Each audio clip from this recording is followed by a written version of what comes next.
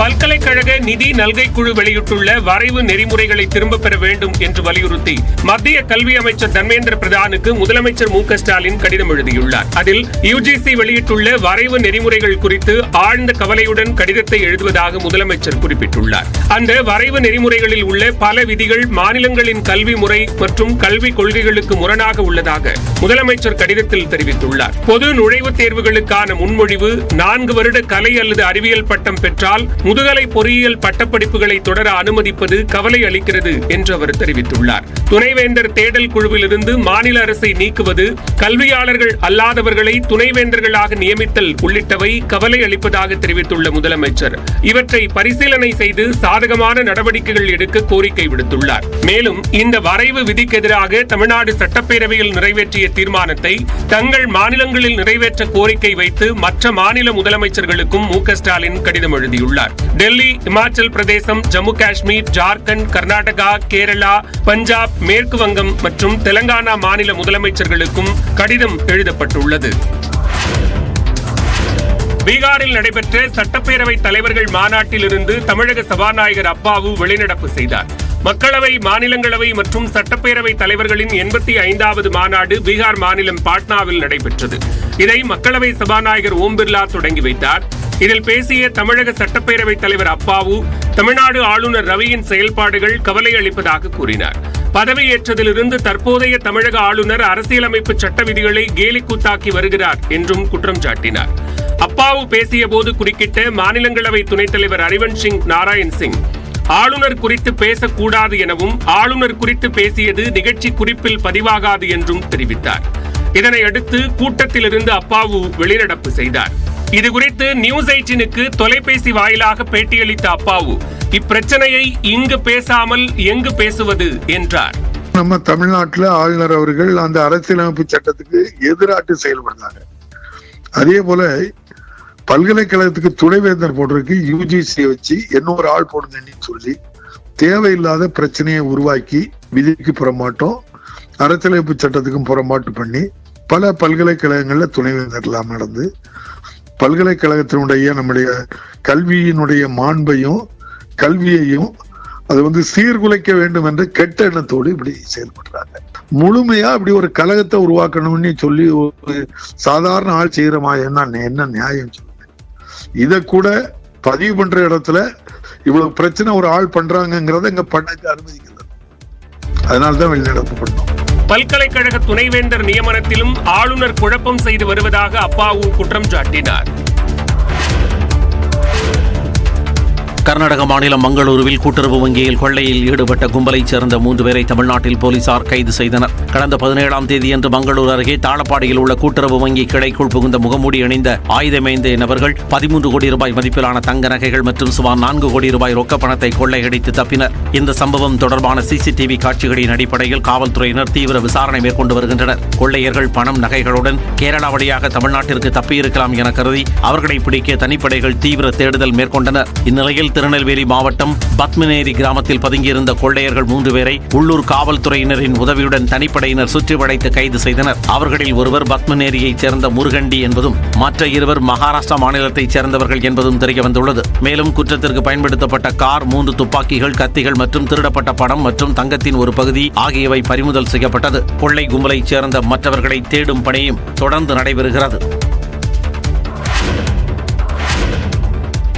கொல்கத்தா பயிற்சி மருத்துவரை பாலியல் வன்கொடுமை செய்து கொன்ற வழக்கில் குற்றவாளியான சஞ்சய் ராய்க்கு ஆயுள் தண்டனை விதித்து கொல்கத்தா நீதிமன்றம் உத்தரவிட்டுள்ளது.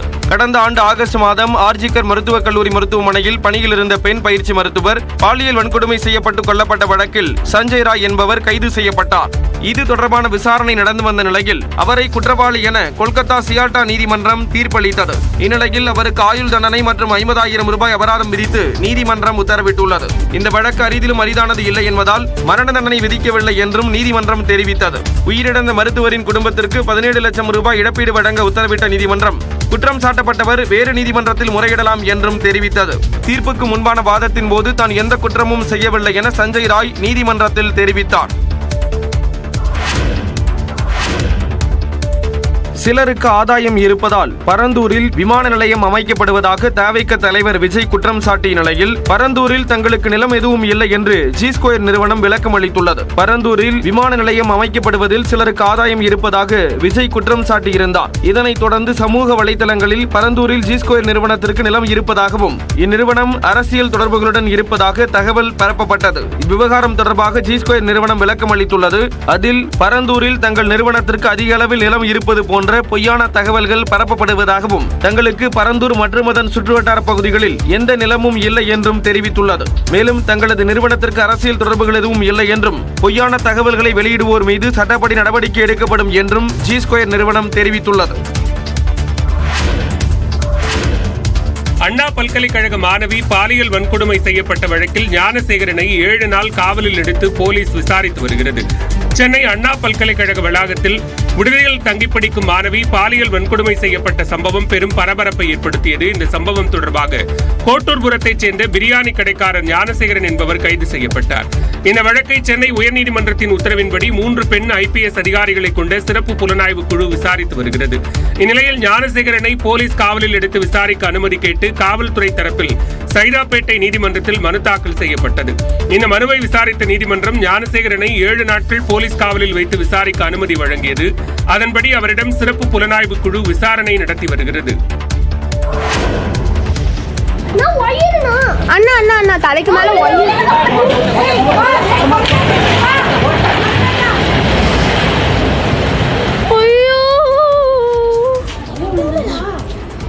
கோவையில் ஓடைக்கரையில் கட்டப்பட்ட வீடு மண் அரிப்பால் சரிந்து விழுந்த காட்சிதான் இது. ரத்னபுரி ஹட்கோ காலனி அடுத்த சங்கனூர் ஓடையில் கடந்த சில நாட்களாக தூர்வாரும் பணி நடைபெற்று வந்தது. இந்நிலையில் ஓடைக்கரை பகுதியில் சுரேஷ் என்பவர் வீடு கட்டி குடியிருந்தார். ஓடையில் உள்ள சாக்கடை நீர் வெளியேற்றப்பட்டு தூர்வாரும் பணி நடைபெற்று வந்தது. இதனால் மண் அரிப்பு ஏற்பட்டு சுரேஷின் மாடி வீடு சங்கனூர் ஓடைக்குள் சரிந்து விழுந்தது. முன்னெச்சரிக்கை நடவடிக்கையாக சுரேஷ் மற்றும் குடும்பத்தினர் வீட்டை விட்டு வெளியேற்றப்பட்ட நிலையில் உயிர் சேதம் தவிர்க்கப்பட்டது. வீட்டில் விரிசல் ஏற்பட்டவுடன் அப்பகுதிக்கு பொதுமக்கள் யாரும் செல்லாமல் இருக்க தடுப்பு அமைக்கப்பட்டது. தொடர்ந்து குடும்ப உறுப்பினர்கள் முன்னிலையில் வீடு இடிந்து ஓடைக்குள் விழுந்தது. கலைஞர் மேலையும் என் மேலையும் அளவு பாசம் உடையவர் நம்முடைய சுசேகர் அவர்கள். பாசம்னா அது அரசியல் பாசம் இல்ல, கலை பாசம். இன்னும் சொல்லணும்னா S.V. சேகர் அவர்களும் எங்கள் குடும்பத்தை சார்ந்தவர் தான். எங்க குடும்பம்னா கலை குடும்பம். நடிகர் S.V. சேகரின் நிகழ்ச்சியில் M.K. ஸ்டாலின் எப்படி கலந்து கொள்வார் என்று வியப்படைபவர்களுக்கு முதலமைச்சர் M.K. ஸ்டாலினே அளித்த பதில்தான் இது. S.V. சேகரின் கலைக்குழுவான நாடகப்பிரியாவின் 50வது ஆண்டு விழா மற்றும் 7000வது நாடக விழா சென்னையில் நடைபெற்றது. இதில் முதலமைச்சர் M.K. ஸ்டாலின் கலந்து கொண்டு பேசிய போது S.V. சேகர் இப்போது நம்ம கட்சியில் இருப்பதாக நகைச்சுவையுடன் குறிப்பிட்டார். நம்முடைய S.V. சேகர் அவர்கள் எங்க இருந்தாலும் எந்த கட்சியில் இருந்தாலும், இப்ப எந்த கட்சியும் தெரியாது, நம்ம கட்சி. S.V. சேகர் வைத்த கோரிக்கை ஒன்றை நிறைவேற்றிவிட்டதாக மேடையில் குறிப்பிட்டு பேசிய முதலமைச்சர் ஸ்டாலின் இனிமேல் தான் வைக்கும் கோரிக்கையை S.V. சேகர் நிறைவேற்ற வேண்டும் என்றார். அவர் தந்தை வாழ்ந்த அந்த மயிலாப்பூர் பகுதியில் இருக்கக்கூடிய தெருவுக்கு அவருடைய தந்தையாருடைய பெயரை வைக்க வேண்டும் என்று கோரிக்கை வைத்தார்கள். நிச்சயமா உறுதியா அந்த பெயர் விரைவில் மாநகராட்சி மன்ற கூட்டத்தில் தீர்மானமாக வடித்தெடுக்கப்பட்டு அந்த பெயர் நிச்சயமாக விரைவில் சூட்டப்படும் என்று தெரிவித்து, நீங்கள் வைத்த கோரிக்கையை நான் நிறைவேற்றியிருக்கிறேன். நான் ஏற்கனவே வைத்த கோரிக்கை நீங்கள் நிறைவேற்ற வேண்டும். இந்த நிகழ்ச்சியில் பேசிய S.V. சேகர் சட்டமன்ற தேர்தலில் திமுகவிற்காக கண்டிப்பாக பிரச்சாரம் செய்வேன் என்றார். அவர் விடுதலை புலி தலைவர் படத்தோட தன்னை இணைச்சு கேட்டாரா? ஆமா அது மாதிரி இணைச்சு வாய்ப்பெல்லாம் இந்த மாதிரி இருக்கிற மாதிரி கேட்டிருந்தாங்க. எனக்கு அப்போ அது செய்ய தெரியல, படங்கள் கிடைக்கல. நெட்லலாம் அப்போ பார்த்தீங்கன்னா எடுத்தீங்கன்னா டவுன்லோட் பண்ணீங்கன்னா ரொம்ப இமேஜ் ரெசல்யூஷன் கம்மியாக இருக்கும்.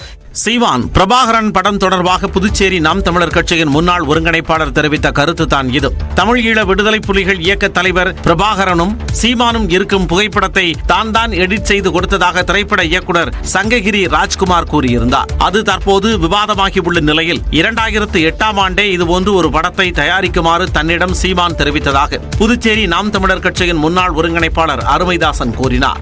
2009 அந்த காலகட்டத்தில் சிறையில் இருக்கார். 2008 இருக்கிறாரு. 2009 அந்த படம் வரப்போகுது வச்சுங்களேன், மாயாண்டி குடும்பத்தார். அந்த படத்தில் வந்து நான் வந்து அந்த படத்துக்கு பாட்டை வச்சு நான் ஒரு காணொளி பண்ணி அவருக்கு காட்டினேன். நல்லா இருந்தது, பண்ணி நான் நல்லா தான் இருக்குது அப்படின்னாரு. அதுக்கப்புறம் வந்து இந்த மாதிரி கேட்கும்போது அந்த படங்கள் இல்லைன்னொடனே அவங்க இதில் இருந்து ஆஃபீஸ்லேருந்து படம் அனுப்புனாங்க. அவங்க அனுப்பின படம்லாம் இப்போ கூட என்கிட்ட இருக்குது. அந்த பிரபாகரனை சீமான் பார்க்கவில்லை என்று கூற முடியாது என்றும் அருமைதாசன் தெரிவித்தார். திருப்பதியில் பக்தர்களுக்கு இனி லட்டு மட்டுமின்றி அன்னதானத்துடன் மசால் வடை வழங்க முடிவு செய்யப்பட்டுள்ளது. திருப்பதி ஏழுமலையான் கோவிலில் சுவாமி தரிசனம் செய்ய வரக்கூடிய பக்தர்களுக்கு தினம்தோறும் சுவையான அன்னதானம் வழங்கப்பட்டு வருகிறது. திருமலையில் உள்ள மாத்ரு ஸ்ரீ தரிக்கொண்ட வெங்கமாம்பா அன்னப்பிரசாத கூடத்தில் ஒரே நேரத்தில் 4000 பக்தர்களுக்கு உணவு பரிமாறப்படுகிறது. வாழை இலையில் சர்க்கரை பொங்கல், சாதம், சாம்பார், பொரியல், ரசம் ஆகியவை பரிமாறப்படுகின்றன. இத்துடன் மேலும் ஒரு பிரசாதத்தை வழங்க தேவஸ்தான அதிகாரிகள் முடிவு செய்துள்ளனர். இதற்காக வெங்காயம், பூண்டு இல்லாமல் மசாலா வடைகளை தயாரித்து 5000 பக்தர்களுக்கு பரிமாறினர். மசால் வடைகள் சுவையாக இருந்ததாக பக்தர்கள் திருப்தி தெரிவித்தனர். இதையடுத்து வருகின்ற பிப்ரவரி 4ஆம் தேதி ரத சப்தமி அன்று முதல் அனைத்து பக்தர்களுக்கும் மசாலா வடையுடன் அன்னதானம் வழங்க தேவஸ்தான அதிகாரிகள் நடவடிக்கை எடுத்து வருகின்றனர். தேவைக்கு ஏற்ற வகையில் தினமும் 50,000க்கும் மேற்பட்ட மசாலா வடைகள் தேவஸ்தான உணவக கூடத்தில் தயார் செய்யப்பட உள்ளதாக கூறப்படுகிறது.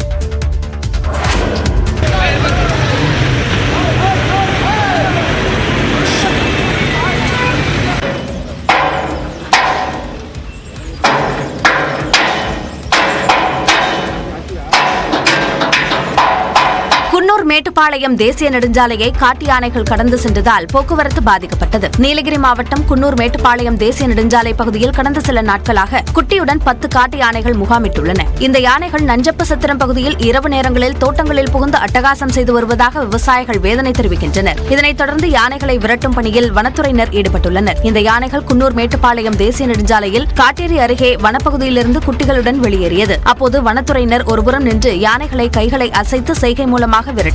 இதனால் மலைப்பாதையில் அரை மணி நேரம் போக்குவரத்து நிறுத்தப்பட்டது. மலைப்பாதையில் யானைகள் நடமாட்டம் காணப்படுவதால் வாகன ஓட்டிகள் கவனமுடன் செல்ல அறிவுறுத்தப்பட்டுள்ளனர். மேலும் யானைகளை கண்டால் புகைப்படம் மற்றும் செல்ஃபி எடுக்கும் செயல்களில் ஈடுபட வேண்டாம் என வனத்துறையினர் அறிவுறுத்தியுள்ளனர்.